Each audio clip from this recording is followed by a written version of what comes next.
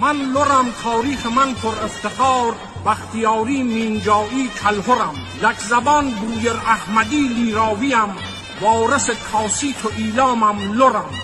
مادرم یوتاب و بیبی مریم است، از قدم خیر و کریم خانزادم.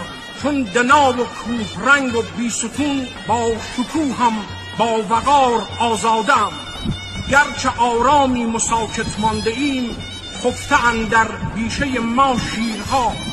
وحدت ما باعث ترس شماست، افکند بر جانتان زنجیرها.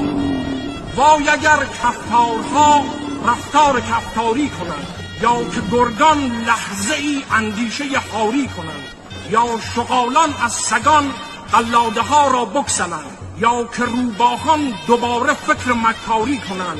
وای اگر این شیر را درگیر بیداری کنند.